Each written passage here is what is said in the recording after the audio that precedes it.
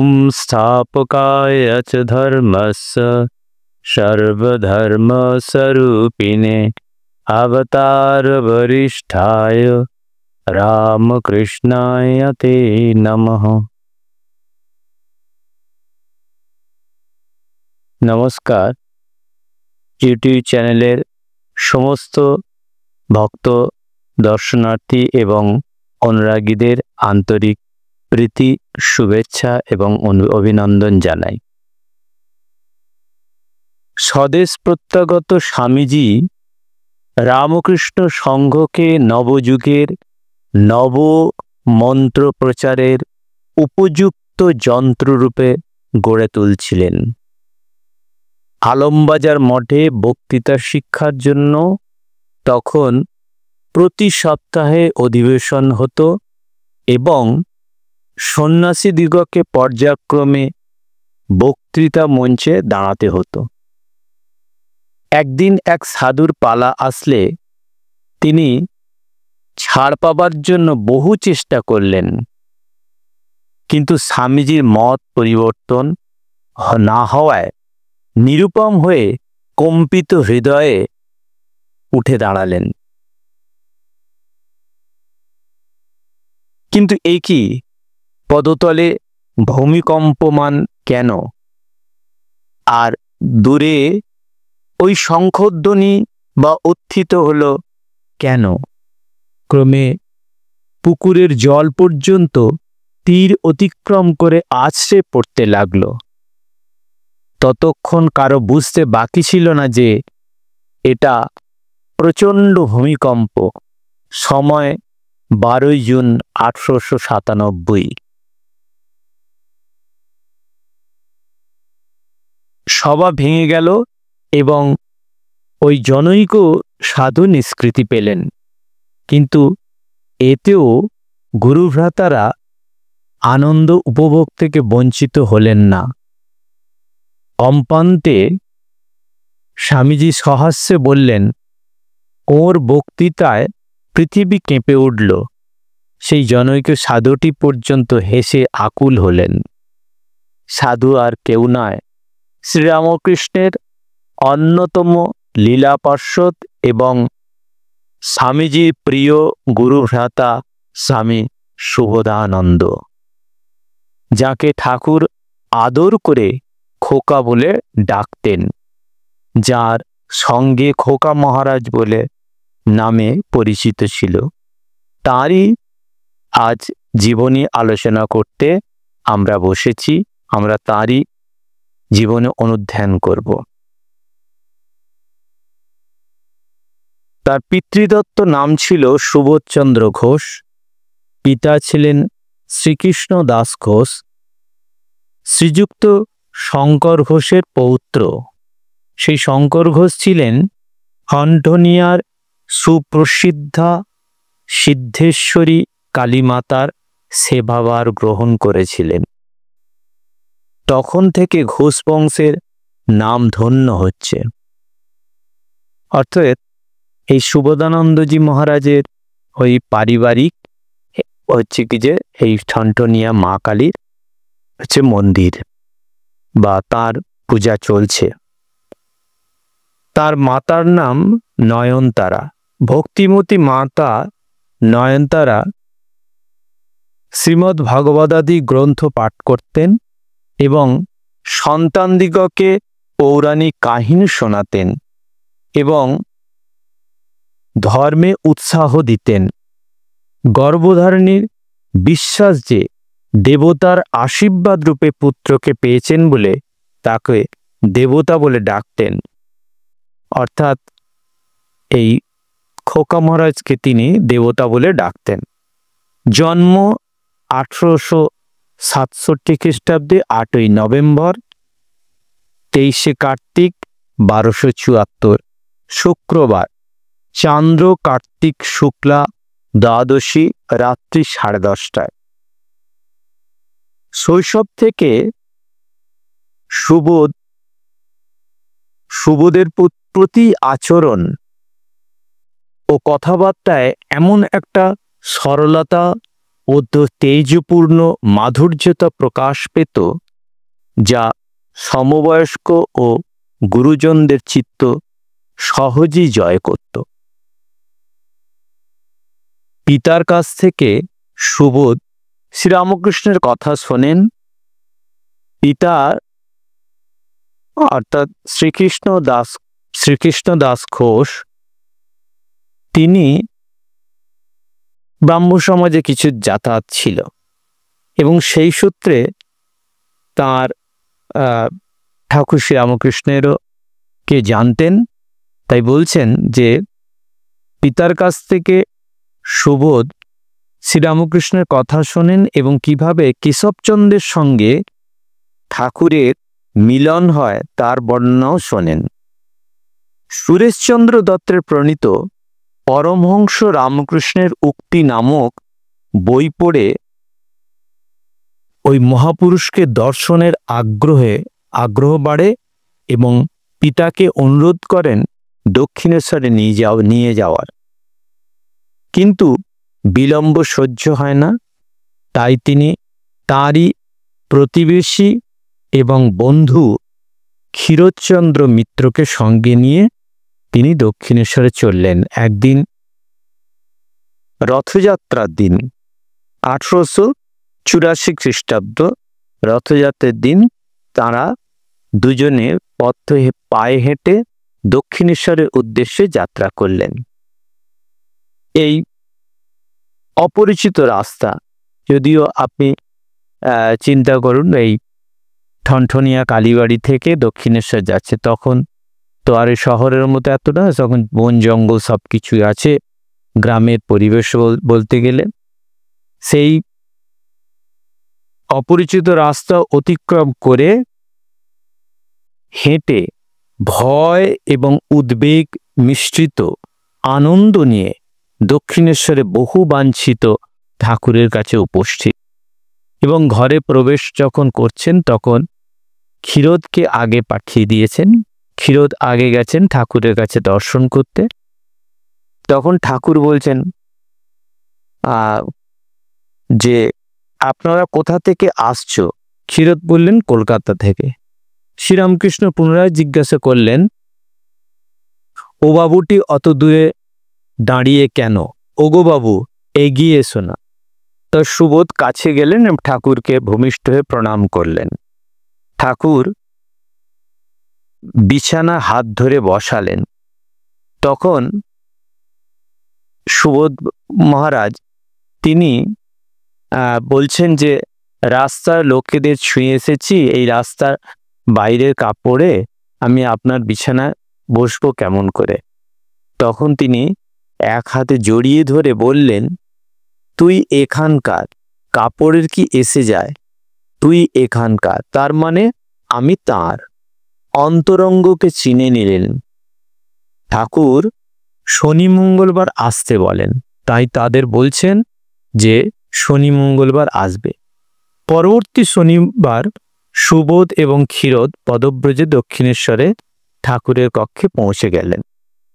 ঠাকুর তাদের শিব মন্দিরের সিঁড়িতে নিয়ে গিয়ে উপদেশ দিলেন। উপদেশ অনুসারে তাদের সুখাবিষ্ট হয়ে বসতে বললেন এবং সুবোধের বুকে ও মুখে হাত বুলিয়ে দিলেন এবং জিহ্বায় মন্ত্র বিশেষ লিখে দিলেন। ধ্যান করতে বললেন।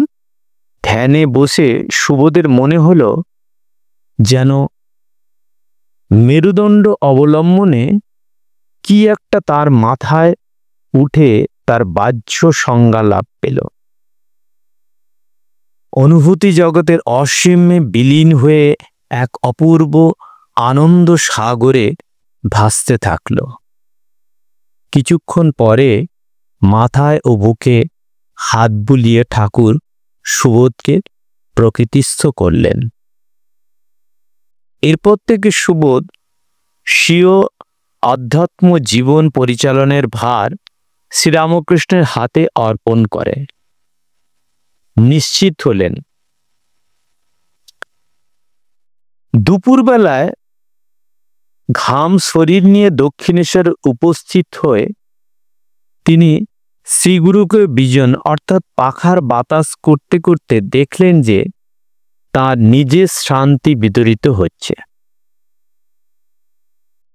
পিতা যখন পুত্রের হাত ধরে তখন পিতা তার সমস্ত দায়িত্ব নেন। ঠাকুরও সুবোধের সমস্ত দায়িত্ব নিলেন। কখনো কখনো ক্লান্ত সুবোধকে নিজের পার্শ্বে শয়ন করিয়ে নিজেই পাখার বাতাস করতেন। এক অদ্ভুত স্নেহাসিক্ত লীলা। ক্রীড়া বা গল্পচ্ছলে জপ, ধ্যান, ব্রহ্মচর্য এবং অন্য উচ্চাঙ্গে ধর্মতত্ত্ব সম্বন্ধে বিবিধ উপদেশ দিতেন।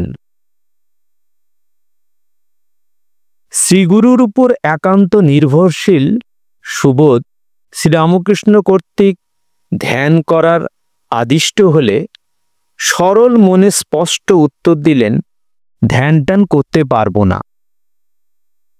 ওসব যদি করতে হবে তো আপনার কাছে গেলে, তো অপরের কাছে গেলেই তো হতো। আপনার কাছে আসবার কি দরকার ছিল?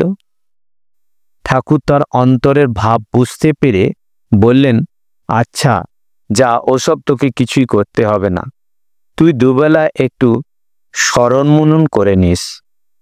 এমনই ছিল শ্রীরামকৃষ্ণের প্রতি আত্মীয়তা বোধজনিত নিঃসংকোচ ব্যবহার। শ্রীরামকৃষ্ণের ভাবে আকৃষ্ট হবার পর সুবোধ ভ্রুমধ্যে একটি জ্যোতি দর্শন করতেন। তার মা জানতে পেরে তাকে সাবধান করে দেন তিনি যেন এটা কাউকে না বলেন। এতে আমার কি হবে? এতে আমার কি অপকার হবে মা? আমি তো আলোটা চাই না, আমি চাই আলোর মূলে যে তাকে।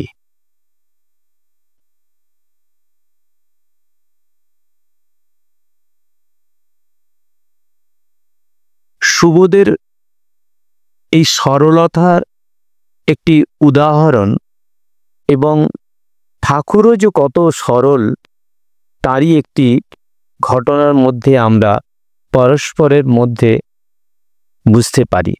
তারই একটি উদাহরণ আমরা দেখতে পাই।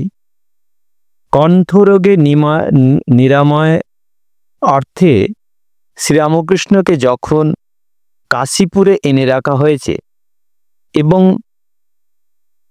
চিকিৎসক, সেবক এবং ভক্তবৃন্দ সকলেই তার আহারাদির সব বিষয় সতর্ক আছেন, তখন সরল সুবোধ একদিন শ্রীরামকৃষ্ণ বললেন, আপনি দক্ষিণেশ্বরে যে স্যাঁতস্যাঁতে ঘরে থাকতেন তাই আপনার গলা ব্যথা হয়েছে।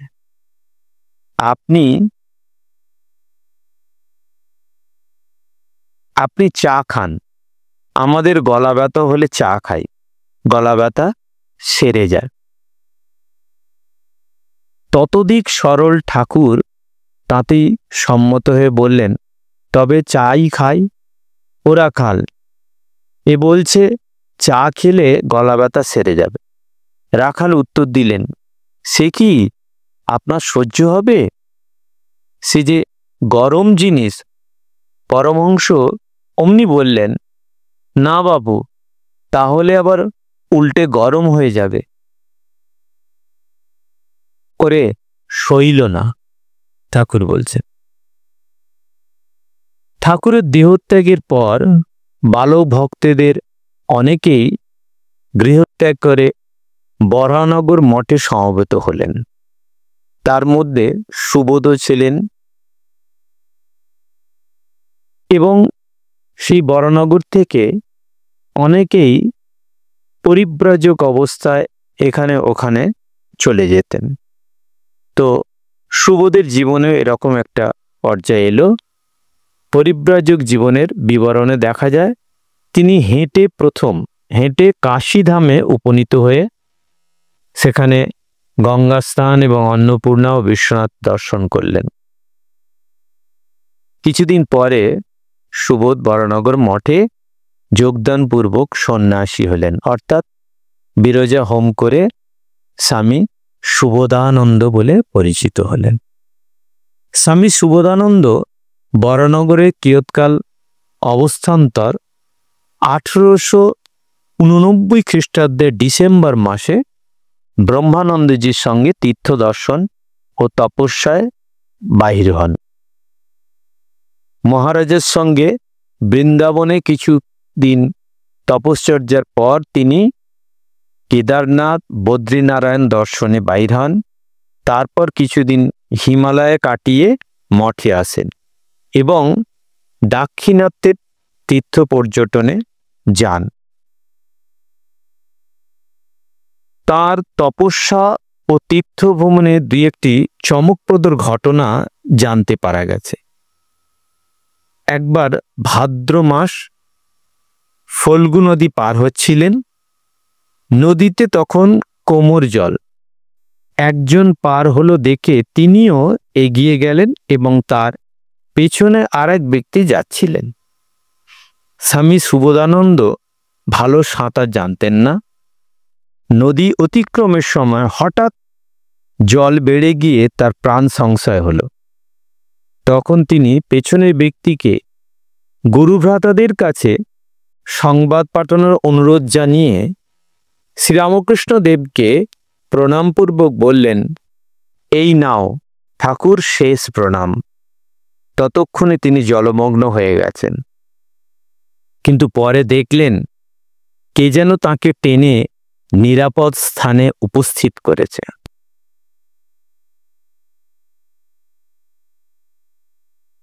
যিনি ঠাকুরের সন্তান এবং যে ঠাকুরকেই জীবনের সর্বস্ব করে এরকম একটা সরল নির্ভীক জীবনযাপন করছে, তার কি আর এই ফল্গু নদী, বিশেষ করে যেখানে মহাপুরুষদের কত স্পর্শ আছে, কত ঐতিহাসিক স্পর্শ আছে, সে ফল্গু নদী কি আর নেয়?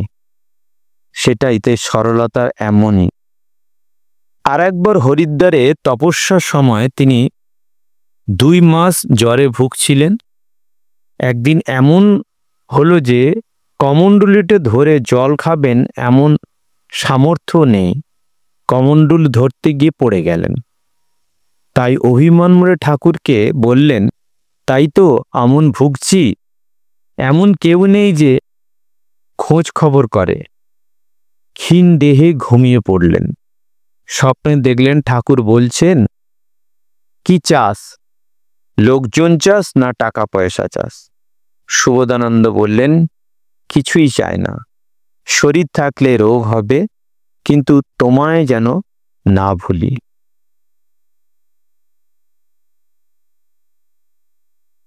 একবার খোকা মহারাজের সেবায় প্রসন্ন হয়ে স্বামীজি বর দিতে চাইলেন। তিনি বললেন, এমন বর দিন যাতে কোনোদিন আমার সকালে চা বাদ না পড়ে। স্বামীজি এতে হেসে বললেন, তাই হবে। সে অমোঘ বর নিষ্ফল হয়নি। চায়ের প্রতি তার একটা সহজাত প্রীতি ছিল। এ যেন ক্ষুদ্র শিশুর লজেন্স প্রভৃতির প্রতি আকর্ষণেরই অনুরূপ। আর এই ভালোবাসা তার শেষ দিন পর্যন্ত ছিল। চা ছিল তার দৃষ্টিতে সর্বরোগ হরমহৌষধি সদৃশ্য। ঠাকুরকে পর্যন্ত চা খাওয়াতে চেয়েছিলেন। কোনো বিলাসদ্রব্য তিনি চাইতেন না, কিন্তু চা না হলে তার চলত না।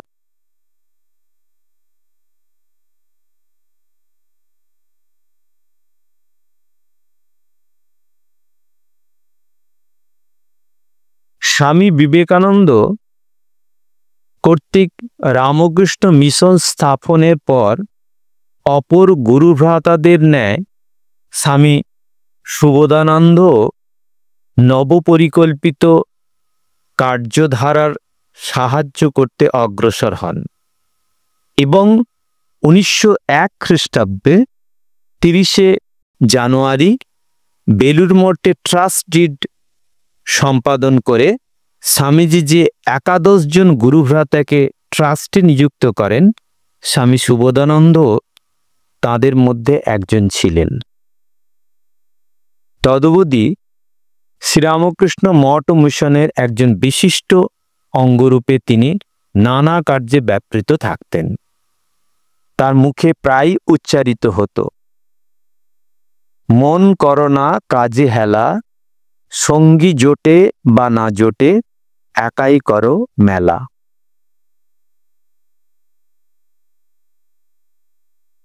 পর দুঃখ মোচনে তিনি সর্বদাই তৎপর ছিলেন, কারণ তাহার কথাই ছিল এই, লোকের আপদে বিপদে একটু দেখা ভালো। 1908-9 খ্রিস্টাব্দে চিল্কার হ্রদ অঞ্চলে যখন দুর্ভিক্ষ হয়, তখন তিনি স্বামী শঙ্করানন্দ ও ব্রহ্মচারী জ্ঞান মহারাজের সহিত তথায় গিয়ে সেবা কার্যে প্রাণপাত পরিশ্রম করেছিলেন।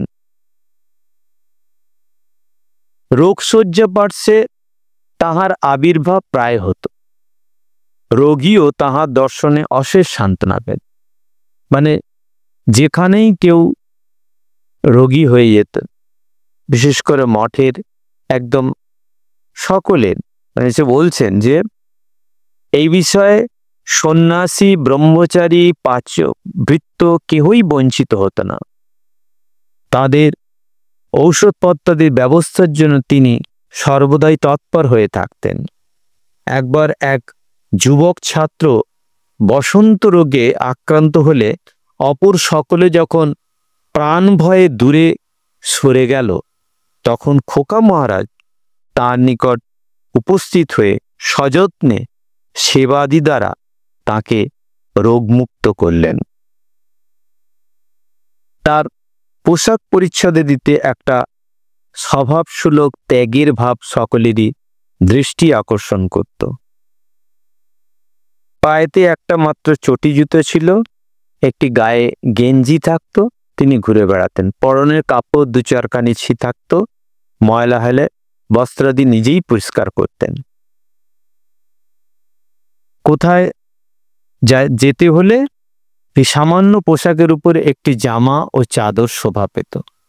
সজ্জাও ছিল অনুরূপ অতি সামান্য, কিন্তু মুখখানে ছিল তার সদা হাস্যময় ও সারল্যমণ্ডিত। শেষ বয়সে তিনি মঠের দোতলায় মহাপুরুষ শিবানন্দজি গৃহে পাশে এক কোণে কক্ষে বাস করতেন। মহাপুরুষজিকে তিনি এত সমীহ করতেন যে পাছে তার কোনো অসুবিধা হয় এই ভয়ে তিনি অতি সন্তর্পণে পদক্ষেপ করতেন এবং কথাবার্তা বলতেন।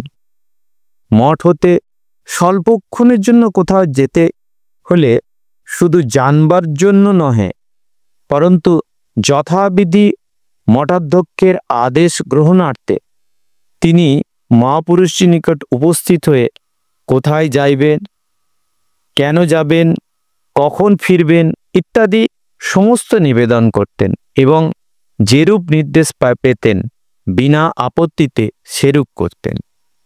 অধিকন্তু নিজে যা যেরূপ করবেন বলে যাচ্ছেন তার কিছুতেই অন্যতা হতে দিতেন না।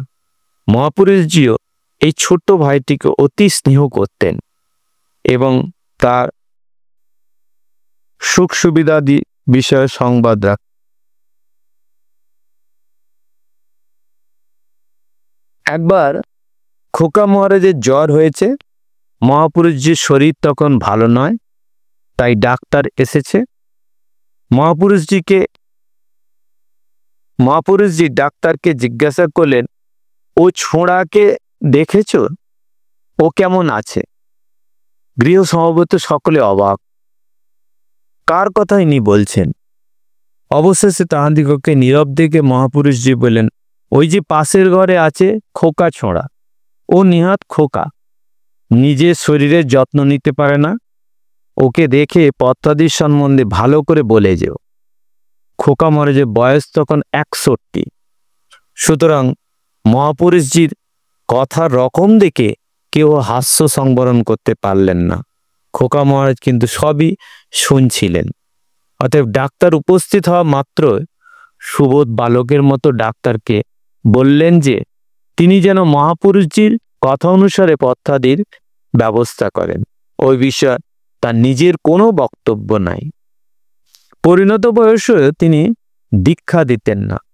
দীক্ষার্থী আসলে আমি কি জানি, আমি যে খোকা, তোমরা রাখাল মহারাজ কিংবা মায়ের কাছে যাও, এই বলে তিনি এড়িয়ে যেতেন। তাই মা বলছেন, শ্রী শ্রী মা বলছেন, খোকা কেন মন্ত্র দেয় না? যে কদিন তার ছেলেরা অর্থাৎ ঠাকুরের ছেলেরা আছে, যে পায় লুটে নিক। মায়ের এই কথাটা দেখুন, কারণ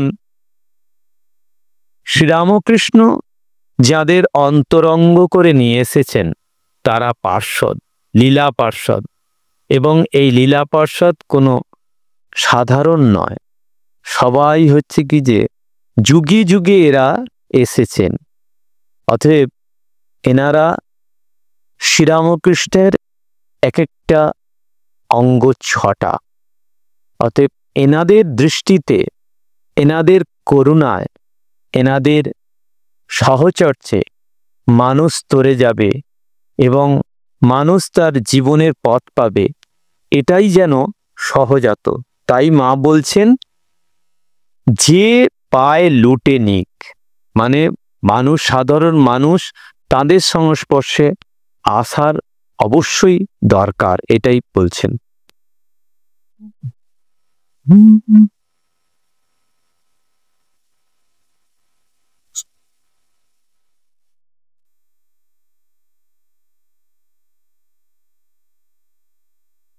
তবে খোকা মহারাজ সহজে স্বীকৃত হতেন না। তবে অতি আগ্রহবান কাউকে কেউ ধরে বসলে তাদের ব্যতিক্রম হতো, তাদের তিনি দু চারটে তিনি এরকমভাবে কৃপা করতেন।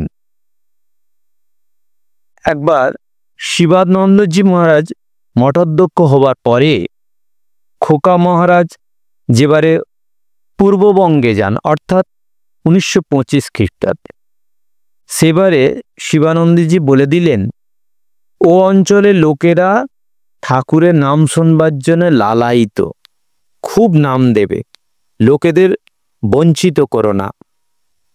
অধ্যক্ষের আদেশ পেয়ে খোকা মহারাজ পূর্ববঙ্গের প্রার্থীদিগকে মুক্ত হস্তে কৃপা করে যখন মঠে ফিরলেন, তখন একটি অল্পবয়স্ক দীক্ষিত, একটি অল্পবয়স্ক বালক দীক্ষিত হয়েছে জেনে মহাপুরুষজি জিজ্ঞাসা করলেন, ছোট ছেলেরা ধ্যান জপ করবে কি করে? খোকা মহারাজ উত্তর দিলেন, আপনি আদেশ দিয়েছেন তাই তাদের বঞ্চিত করিনি। দীক্ষাকালেও তিনি আপনাকে গুরু মনে করতে পারতেন না। দীক্ষার্থীদের প্রথমে বিরত করার জন্য, বাবা আমি মূর্খ, আমি জানি না, মুখ দিয়ে সংস্কৃত উচ্চারণ হবে না, ভয় হবে দেখলে, অনেক আকুতি মিনতির পরে দীক্ষা লাভে সামর্থ্য কোনো শিষ্যা হয়তো বললেন, মহারাজ আমি গায়ত্রী জানি না, আহ্নিক জানি না, সব জানি না, লোকে ন্যাস করে, গায়ত্রী ত্রিসন্ধ্যা করে, আমায় সব বলুন। অকপট খোকা মহারাজ উত্তর দিলেন, মাই আমি ওসব কিছুই জানি না, আমি যে খোকা, তবে আমি যা পেয়েছি, জেনেছি ও যাতে আনন্দে আছি তাই তোমায় দিয়েছি, শুধু ধ্যান জপ মনঃসংযম করে যাও। নবাগত ব্রহ্মচারীরাও তাঁর সহিত অবাধে মিশতে পারতেন। তাদের সুখ দুঃখের কথা তিনি সম্পূর্ণ সহানুভূতির সঙ্গে শুনতেন। প্রয়োজনস্থলে তাদের বক্তব্য কর্তৃপক্ষকে জানাতেন এবং সাধ্য অনুসারে অসুবিধাদির প্রতিবিধান করতেন। সুবোধানন্দজির জীবন পরান্ন ব্যয়িত হয়েছিল জনসাধারণকে শ্রীরামকৃষ্ণের বাণী শোনাতে এবং বিশেষ আগ্রহবান ভক্তদিগকে ধর্মপথে পরিচালিত করতে। ভগবৎ প্রেরণায় অঙ্গীকৃত এই কঠিন বর্তমে চলে তাহাকে উৎসবাদি উপলক্ষে পূর্ব ভারতের বহু স্থানে পুনঃ পুনঃ গমনাগমন করতে হয়েছিল এবং সেবা বুদ্ধিতে বহু প্রাণে শান্তি বাড়ি সিঞ্চন ব্যাপে দেশে নিজেকে নিঃশেষে বিলিয়ে দিতে হয়েছিল। অধিক পরিশ্রম এবং অনিয়মাদির জন্য এই সময় হইতে তার শরীর ভাঙতে আরম্ভ করে। তাই 21/3/26 তারিখে বেলুড় হতে লিখছেন, আমার অসুখের কারণ অতিরিক্ত পরিশ্রম, এমনকি একটু বেড়াবার সময় পাইতাম না। স্নান, আহার ও রাত্রে নিদ্রা, সেই সময় বিশ্রাম। সকাল থেকে রাত্রি 10টা পর্যন্ত লোকের সঙ্গে কথাবার্তা, কখনো শ্রী শ্রী ঠাকুরের সম্বন্ধে পুস্তক পড়ে শোনানো, মেয়ে পুরুষ সমানভাবে দলে দলে অনেকে আসত। পাঠকের বোধহয় বুঝতে বাকি নেই যে এরূপ পরিশ্রমের পরিণতি কোথায়, কিন্তু খোকা মহারাজের কার্য মাত্র আরম্ভ হয়েছে, এখন বিশ্রামের অবকাশ নাই। সুতরাং পরিণাম জেনেও তিনি আরাধ্য কার্য সমাপনে নিরত হলেন। এদিকে যেমন চিকিৎসকের পরামর্শ অনুসারে অসুস্থ শরীরে চিকিৎসা চলতে লাগলো এবং স্বাস্থ্য উদ্ধারকল্পে কাশী, ভুবনেশ্বর প্রভৃতি অঞ্চলের মধ্যে মধ্যে যাতায়াত থাকলো। 1930-এর শেষে তার শরীর বিশেষ অসুস্থ হলে এবং 1931-এর প্রারম্ভ থেকে ক্ষয় রোগের লক্ষণ দেখা গেল। সব বুঝেও তিনি নির্বিকার চিত্তে আরো কদিন আর কতদিনে এই শরীর দ্বারা কাজ করাবেন তিনি জানেন। শরীর থাক বা যাক, আমার কিছু আপত্তি নেই। এর 2.5 মাস পরে অর্থাৎ 18/4/31 তিনি পুনঃ লিখছেন, গত শনিবার থেকে আমার গলা দিয়ে রক্ত পড়তে আরম্ভ হয়েছে। বেলুড়ে রোগের উপশম হচ্ছে না দেখে তাকে আবার জামতাড়া পাঠানো হয়। সেখানে তিনি অন্তরে আনন্দ ভরপুর ছিল এবং একদিন শ্রীরামকৃষ্ণের দর্শনও পেয়েছিলেন। দিন যতই নিকটতর হতে লাগলো, খোকা মহারাজ ততই যেন অন্তরে ডুবিয়া যেতে থাকলেন, একেবারে মায়ামুক্ত পুরুষ। তিনি বলতেন, তার কথা যখন স্মরণ করি, অর্থাৎ শ্রীরামকৃষ্ণের কথা, তখন সব দেহ যন্ত্রণা ভুলে যায়, আর সে স্মরণ মনন অবিরাম চলত। দেহরক্ষাকাল সমাগত জেনে এই মায়ামুক্ত পুরুষপ্রবরের আচরণ কোনো উদ্বেগ দেখা গেল না, বরং মনে হলো তিনি যেন প্রস্তুত হয়ে আছেন। শেষ ক্ষণের পূর্বরাত্রে তিনি বললেন, আমার এই শেষ প্রার্থনা, ঠাকুর চিরকাল সঙ্গে অধিষ্ঠিত থাকুক। অনন্তর 1932 খ্রিস্টাব্দে 2রা ডিসেম্বর 1339 সালের 16ই অগ্রহায়ণ শুক্রবার বিকাল 3:05 তিনি প্রফুল্ল চিত্তে সহাস্যবদনে মহাসমাধিতে বিলীন হলেন। ওম শান্তি শান্তি শান্তি। হরি ওম তৎসৎ। শ্রীরামকৃষ্ণার্পণমস্তু।